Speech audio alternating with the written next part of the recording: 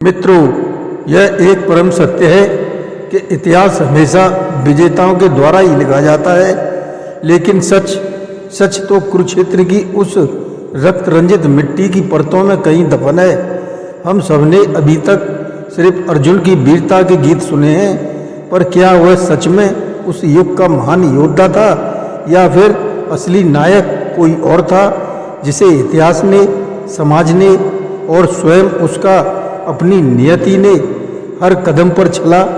आज हम उस योद्धा की कहानी कहेंगे जिसके जन्म लेते ही उसे त्याग दिया गया, जिसकी पहचान उससे छीन ली गई और जिसके कमर कुंडल तो जन्म से थे, पर सम्मान का एक टुकड़ा भी उसे भीख में मांगना पड़ा।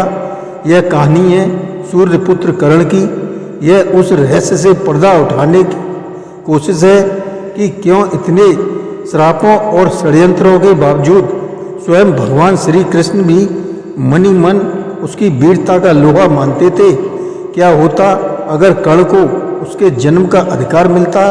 क्या महाभारत का परिणाम कुछ और होता? आइए आज उस अनकहे सच को जानें, जिसे सुनकर शायद आपके लिए नायक और खलनायक की परिभाषा हमेशा के लिए बदल जाएगी। तो सुनिए, यह कहानी उस समय की नहीं है जब इसे लिखा गया, बल्कि यह उस समय की है जब इसे जिया गया था। यह कहानी है एक सूर्य के टुकड़े की जिसे अंधकार में फेंक दिया गया।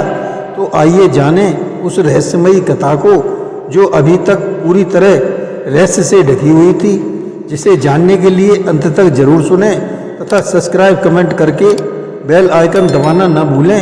धन्यवाद। नमस्कार, मैं रणवीर सिंह लोटस एंटरटेनमेंट में आपका हार्दिक स्वागत करता हूं। मित्रों, जब कुंती ने एक नवजात बालक को नदी में बहा दिया था, तो कल्पना कीजिए गंगा की लहरें शांत हैं और उन लहरों पर एक छोटी सी मंजूषा पर एक छोटा सा संदूक बह रहा है। उस संदूक के भीतर एक नवजात शिशु है जिसके शरीर पर सूर्य के प्रकाश से बना एक अभेद कवच है और कानों में सोने के दिव्य कुंडल हैं। वह कोई साधारण बालक नहीं, वह स्वयं सूर्यदेव का अंश है, कुंती का ज्येष्ठ पुत्र, जो पांडवों का सबसे बड़ा भाई है।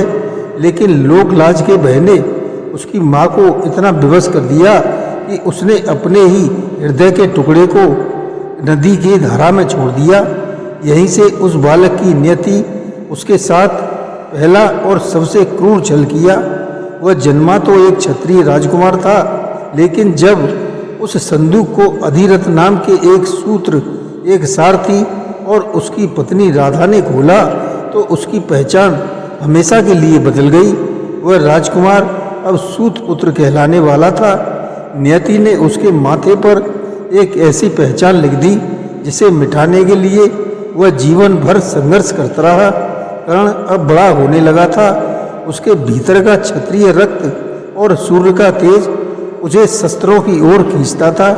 उसने गुरु द्रोणाचार्य के पास शिक्षा लेने की इच्छा प्रकट की, लेकिन वहाँ भी नियति ने उसे दूसरा घाव दिया। द्रोणाचार्य, जो केवल राजकुमारों को शिक्षा देते थे, उन्होंने उसे सूत पुत्र कहकर मना कर दिया। यह अपमान उसके हृदय में एक बाण की तरह चुभ गया। लेकिन कर्ण ने हार नहीं मानी, क्योंकि वास्तव में वह ज्ञान का भूखा था। वह सिर्फ अपनी योग्यता सिद्ध करना चाहता था। इसलिए पहुंच गया महेंद्र पर्वत पर स्वयं भगवान परशुराम के पास, जो केवल ब्राह्मणों को ही शिक्षा देते थे। तब कर्ण ने अपनी पहचान छिपाकर स्वयं को एक ब्राह्मण बताया और परशुराम के शस्त्र विद्या सीखने लगा। उसकी लगन, उसकी सेवा और उसकी प्रतिभा से परशुराम अत्यंत प्रसन्न हुए। उन्होंने कर्ण को अपने सारे दिव्या अस्त्रों का ज्ञान दे दिया, यहाँ तक कि ब्रह्मास्त्र चलाना भी सिखा दिया। एक दिन परशुराम जी कर्ण की जंघा पर सर रखकर विश्राम कर रहे थे। तभी एक विषैला कीड़ा कर्ण की जंघा में घुसकर उसका रक्त पीने लगा, जिससे कर्ण को असहनीय पीड़ा हो रही थी। रक्त की धारा भी बह निकली, लेकिन कर्ण अपनी जगह से हिला भी नहीं। उसने सोचा, यदि मैं हिला तो गुरुजी की निंद्रा भंग हो जाएगी। गुरु के प्रति यह समर्पण अद्भुत था। जब रक्त की गर्मी से परशुराम की आंखें खुली तो उन्होंने जो दृश्य देखा तो वे समझ गए। तब वे कर्ण से बोले, इतनी पीड़ा सहने की क्षमता किसी ब्राह्मण में नहीं हो सकती। सत्य बताओ, तुम कौन हो? कर्ण ने कांपते हुए सच बता दिया कि वह एक सूत पुत्र है। सच सुनते ही परशुराम क्रोध से भर उठे। उन्होंने कहा, तुमने मुझसे छल से विद्या प्राप्त की है।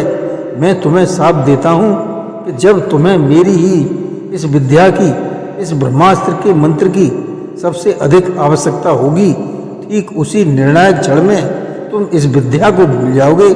यह कर्ण के जीवन का पहला श्राप था, जो उसकी योग्यता पर नहीं बल्कि उसकी व्यवस्था पर दिया गया था। एक गुरु ने अपने सबसे योग्य शिष्य को उसकी पहचान की कीमत पर अपाहिज बना दिया था। श्रापों का यह सिलसिला यहीं नहीं रुका। एक बार कर्ण अपने धनुष से अभ्यास कर रहा था, तभी गलती से एक बाण ब्राह्मण की गाय को लगा और वह तुरंत मर गई। जैसे ही ब्राह्मण अपनी कुटिया से बाहर आया, क्रोध में बिना सोचे समझे कर्ण को श्राप दे दिया।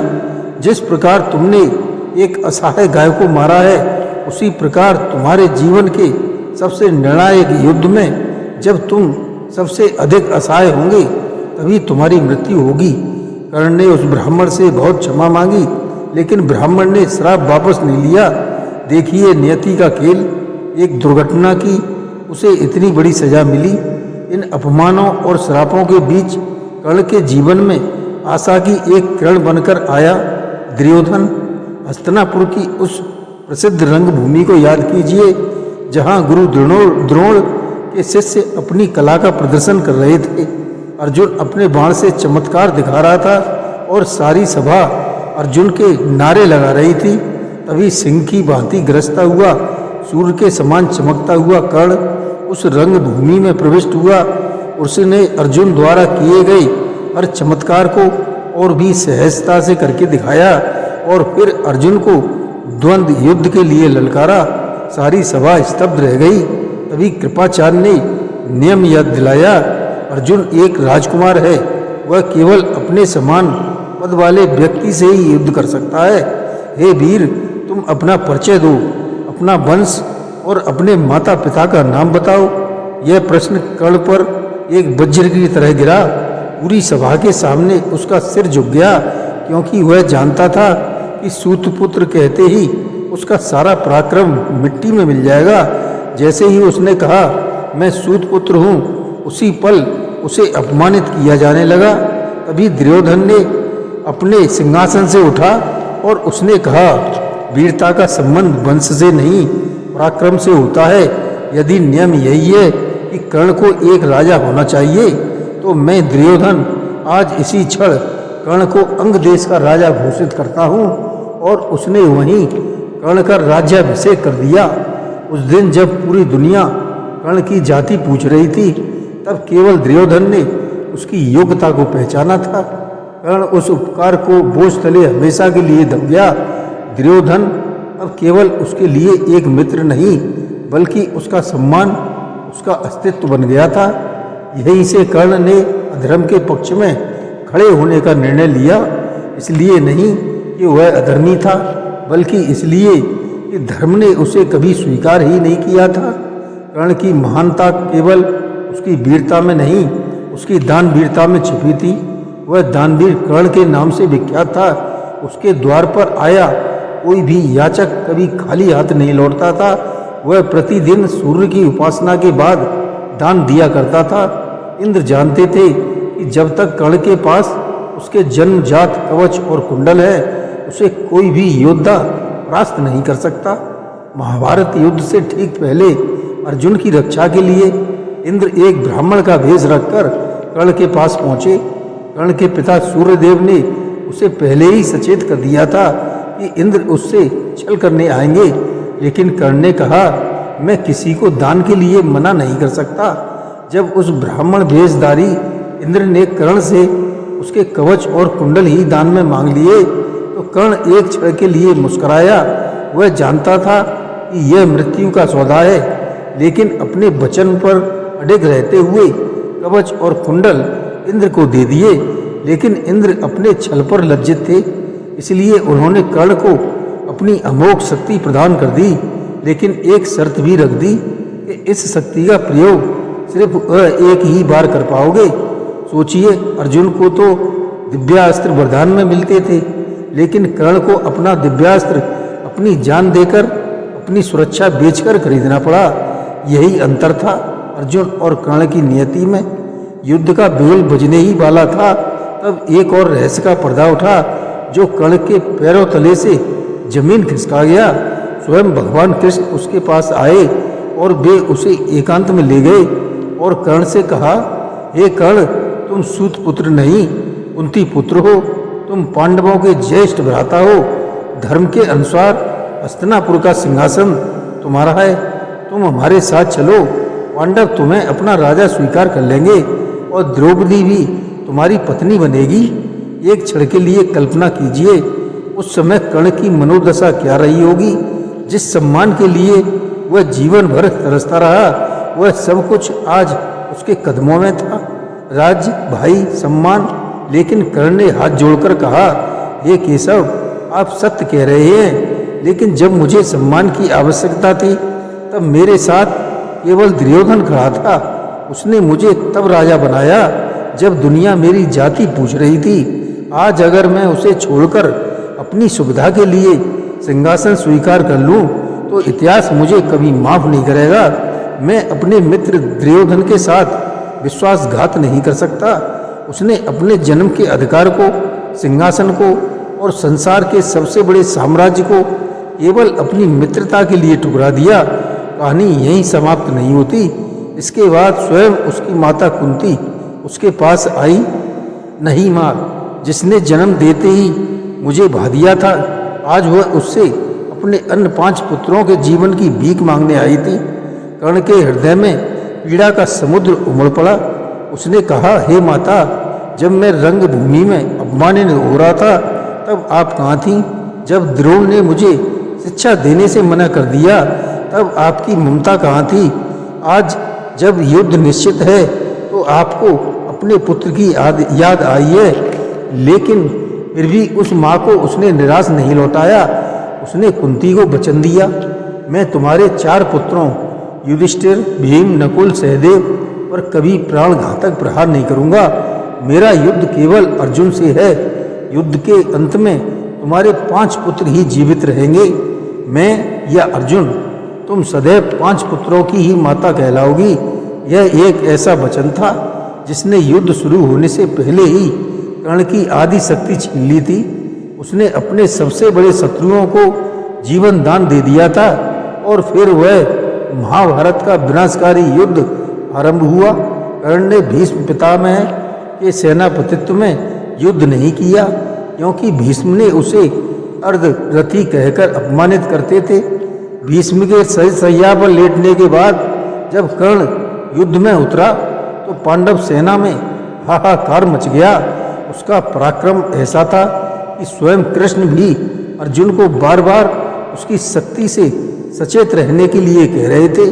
युद्ध के एक पड़ाव पर भीम का पुत्र घटोत्कच अपनी मायावी शक्तियों से कौरव सेना का संहार करने लगा। पूरी सेना में भय व्याप्त हो गया। तब दुर्योधन ने कर्ण से उसे रोकने की प्रार्थना की। अर्जुन बचाने के लिए कृष्ण ने कर्ण को विवश किया। फिर वह इंद्र से मिली वाष्पी शक्ति का प्रयोग घटोत्कच पर कर दे। कर्ण जानता था कि यह शक्ति अर्जुन के लिए बचाकर रखी थी, लेकिन अपने पक्ष की सेना की रक्षा के लिए उसने उस अमोघ शक्ति का प्रयोग घटोत्कच पर कर दिया। घटोत्कच मारा गया, लेकिन अर्जुन की मृत्यु टल गई। कृपया उस रात वो बहुत प्रसन्न थे, क्योंकि कर्ण का सबसे बड़ा अस्त्र अब समाप्त हो चुका था।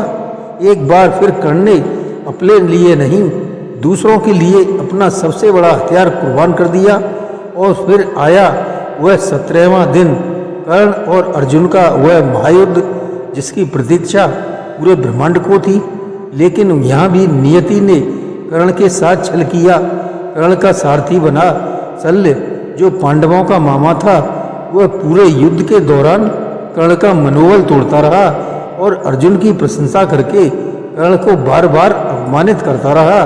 सोचिए, एक ओर अर्जुन के सारथी स्वयं भगवान कृष्ण थे जो उसे हर पल मार्गदर्शन दे रहे थे, और दूसरी ओर कर्ण का सारथी जो उसके सबसे बड़ा शत्रु था। फिर भी कर्ण लड़ता रहा। उसने अर्जुन पर ऐसे बाण चलाए कि कृष्ण भी चकित रह गए। एक बार उसका बाण अर्जुन के मुकुट को उड़ाता हुआ निकल गया। कृष्ण ने कहा, हे पार्थ, तुम भाग्यशाली हो कि मैं रथ पर बैठा हूँ, अन्यथा आज तुम्हारा सिर धड़ से अलग हो गया होता। युद्ध अपने चरम पर था। तभी कर्ण को मिले श्राप एक एक करके सब सच साबित होने लगे। ब्राह्मण का श्राप फलीभूत हुआ। अचानक कर्ण के रथ का पहिया जमीन में धंस गया। उसी क्षण जब वह अपना सबसे शक्तिशाली दिव्यास्त्र चलाने वाला था, उसे परशुराम का श्राप याद आया। वह ब्रह्मास्त्र का मंत्र भूल गया। अब वह असहाय निहत्था था। वह रथ से उतरा और रथ का पहिया निकालने लगा और बोला, हे अर्जुन, रुको, धर्म युद्ध का नियम है, निहत्थे पर वार नहीं किया जाता, मुझे अपना पहिया निकाल लेने दो। अर्जुन भी एक क्षण के लिए रुक गया। उसके हाथ कांपने लगे। तभी कृष्ण ने उसे धिक्कारा। उन्होंने कहा, हे अर्जुन, तब धर्म कहाँ था जब भरी सभा में द्रौपदी का चीरहरण हो रहा था और यह कर्ण उसे वेश्या कह रहा था। मत सोचो, बाण चलाओ। तभी अर्जुन ने बाण चला दिया जो कर्ण का मस्तक उड़ाता हुआ ले गया। इस प्रकार उस योद्धा का अंत हुआ जिसे किसी एक योद्धा ने नहीं बल्कि छल, श्राप, अपमान और स्वयं नियति के षड्यंत्र ने मिलकर मारा था, जिसे मरवाने के लिए इंद्र को भी भिखारी बनना पड़ा, कृष्ण को षड्यंत्र रचना पड़ा, अर्जुन ने धर्म के विरुद्ध जाकर मारा। तो अब आप जान गए होंगे कि वास्तव में कर्ण ही एक महान योद्धा था। जय श्री कृष्ण।